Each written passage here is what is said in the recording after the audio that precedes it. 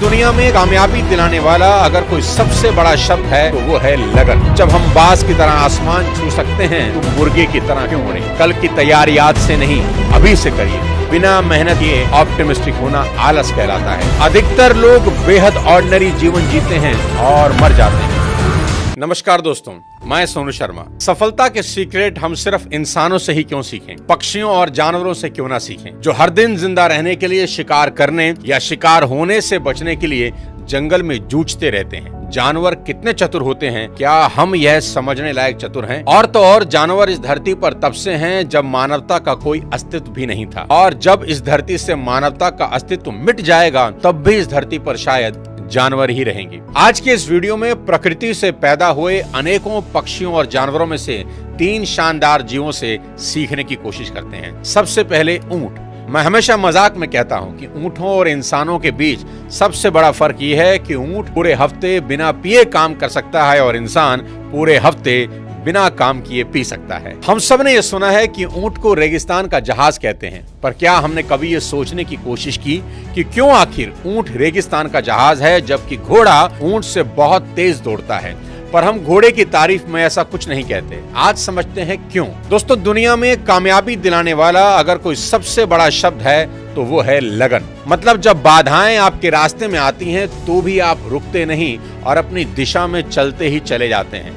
और अगर आप सही मायने में लगन सीखना चाहते हैं तो रेगिस्तान में जाकर ऊंट को देख लें।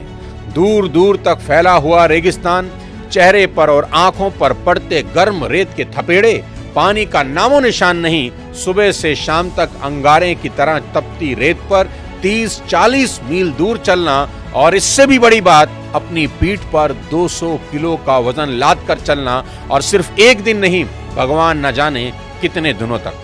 ऊंट हमें याद दिलाता है कि अगर हम संकल्पवान हों तो कुछ भी असंभव नहीं है। इसलिए आपके जीवन में जब भी चुनौतियां आएं, ऊंट को याद कर लें और याद रखें, ऊंट धीरे धीरे ही सही पर निरंतर लगातार आगे बढ़ते रहते हैं, एक बार में सिर्फ एक कदम। क्योंकि ऊंट अच्छे से जानते हैं कि वो 100 मीटर की फर्राटा नहीं दौड़ रहे बल्कि मैराथन दौड़ रहे हैं। इसलिए वे कभी जल्दबाजी या हड़बड़ी में नजर नहीं आते, नपी तुली चाल चलते हैं। उनके अंदर मुश्किल एनवायरनमेंट में खुद को ढाल लेने की योग्यता होती है। हमें भी ये याद रखना चाहिए कि जिंदगी 100 मीटर की दौड़ नहीं बल्कि मीलों लंबी मैराथन है। ऊंट हमें सिखाते हैं कि जीवन में कभी टेंशन नहीं लेना। अगर लोग आपसे आगे निकल जाएं तो भी नहीं, अभी काफी दौड़ बची है। और अगर आप ऊंट की तरह धीरे धीरे ही सही पर लगातार चलते रहें तो सबसे आगे निकल सकते हैं। साथियों, जीवन छोटा दिखता है लेकिन काफी लंबा होता है, इसलिए प्लानिंग हमेशा लॉन्ग टर्म के हिसाब से ही करें। हमेशा याद रखें, सिचुएशन कितनी ही कठोर क्यों ना हो, भगवान ने आपको उससे ज्यादा कठोर बनाया है। सिचुएशन हमेशा निर्जीव होती हैं पर आप सजीव हैं, इसलिए आप अपनी सिचुएशन से ज्यादा ताकतवर हैं। कुछ इंटरेस्टिंग बात बताता हूं। अब अबू धाबी में आपको ऊंट के दूध से बना मिल्क शेक मिल सकता है।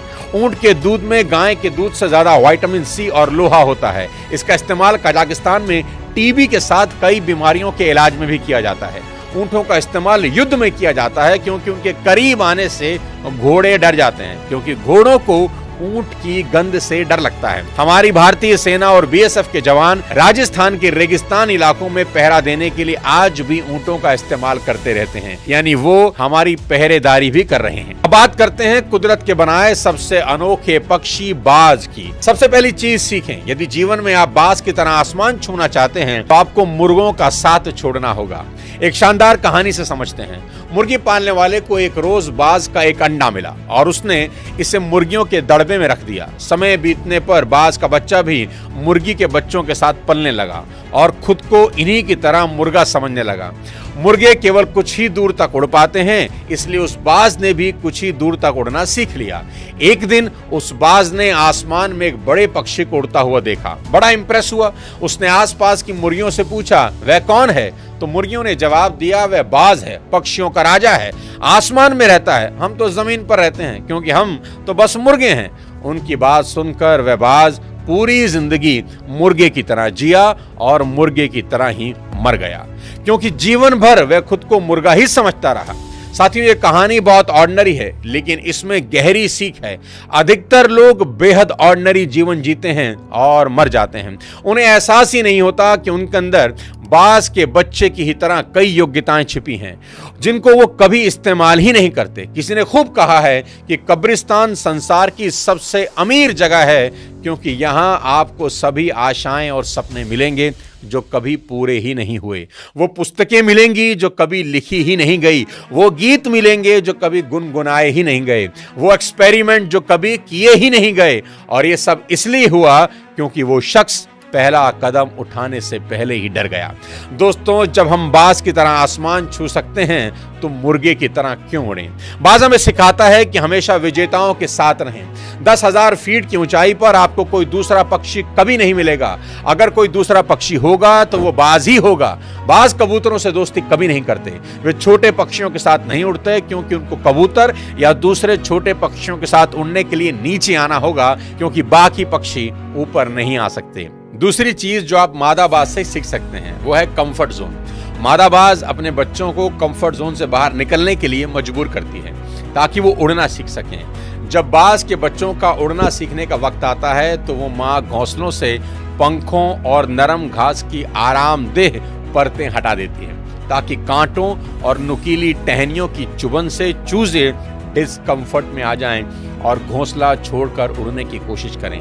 अगर चूजे फिर भी घोंसला नहीं छोड़ते तो माँ उन्हें घोंसलों से नीचे गिरा देती है और ऐसा बार बार करती है ताकि वो उड़ना सीख जाएं। हर बार गिरने पर चूजे कूदकर घोंसले में लौट आते हैं, लेकिन कांटों और टहनियों से लहूलुहान हो जाते हैं। पर माँ तरस नहीं खाती, उन्हें फिर से धक्का देकर गिरा देती है। यह तकनीक बहुत क्रूर दिखाई देती है, लेकिन जरूरी है। अगर माँ ऐसा ना करे तो बच्चे कभी उड़ना नहीं सीख पाएंगे और दूसरे जानवर उन्हें अपना शिकार बना लेंगे। इसी कठोर ट्रेनिंग की वजह से चूजे एक दिन उड़ना सीख लेते हैं। बाज सिखाता है कि अगर ऊंचा उड़ना है तो इंसान को भी अपने कंफर्ट जोन से बाहर आना ही होगा। और दिल दहला देने वाली चीज जो बाज हमको सिखा देता है वो ये कि बाज जब बूढ़ा हो जाता है तो उसके नाखून, उसकी चोंच कमजोर हो जाते हैं। उसके पंखों में इतनी ताकत नहीं होती कि वो उस ऊंचाई पर उड़ सकें जिस ऊंचाई का वो आदी था। ऐसे वक्त में कोई भी नियति को स्वीकार करके मरने का इंतजार करता, पर बाज ऐसा नहीं करते। बाज नियति को स्वीकार करने के बजाय नियति को बदलने के लिए ऊंचे पहाड़ों में चले जाते हैं और अपनी टूटी हुई चोंच से एक एक करके अपने सारे पंख नोचकर तब तक फेंकता है जब तक उसके बदन से आखिरी कमजोर पंख न निकल जाए। फिर वो अपने नाखून और चोंच को पत्थर से मार मार कर तोड़ देता है। बूढ़ा बाज अब बिना पंख के, बिना चोंच और नाखून के लहूलुहान और कमजोर हालत में पहाड़ के किसी कोने में छिप जाता है और वक्त गुजरने का इंतजार करता है। धीरे धीरे बाज के बदन पर नए पंख आते हैं। उसकी चोंच और नाखून पहले से ज्यादा नुकीले और पैने होकर दोबारा उगते हैं और फिर बाज वापस उसी ऊंचाई पर उड़ता है जिससे नीचे उड़ना उसे कभी गवारा नहीं था।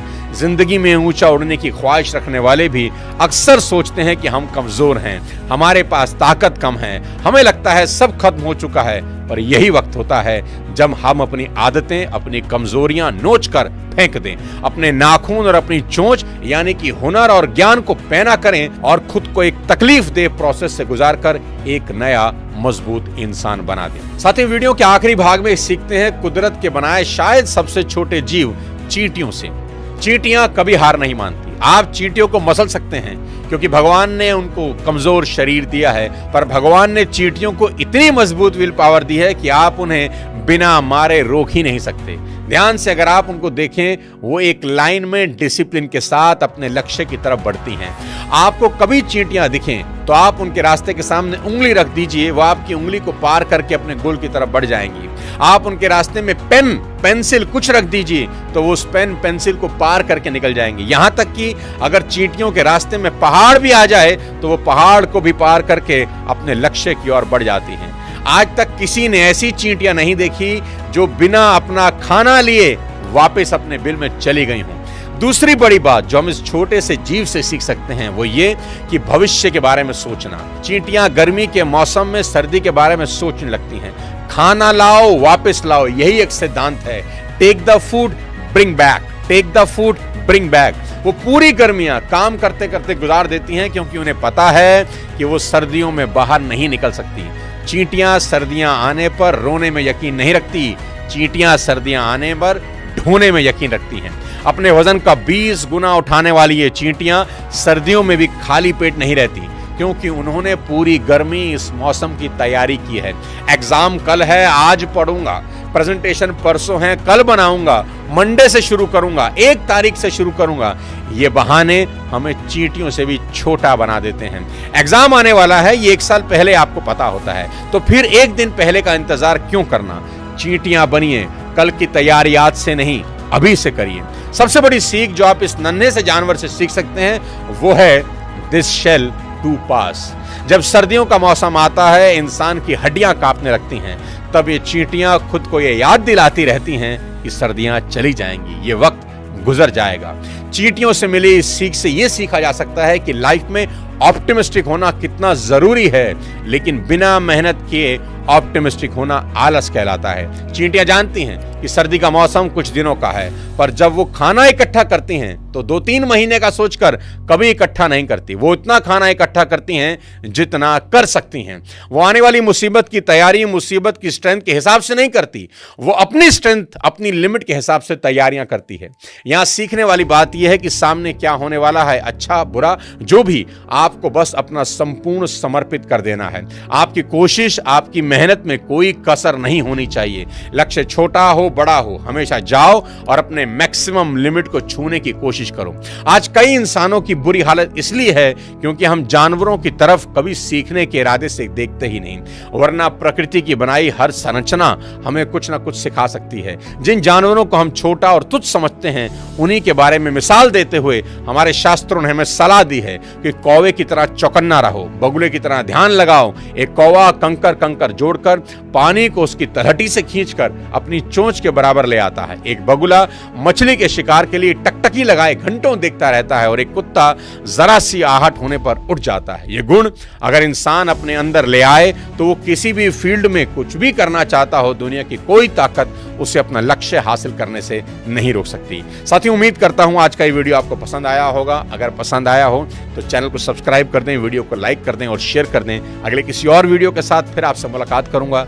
तब तक अपने स्वास्थ्य का ध्यान रखिए। Thank you so much. जय हिंद।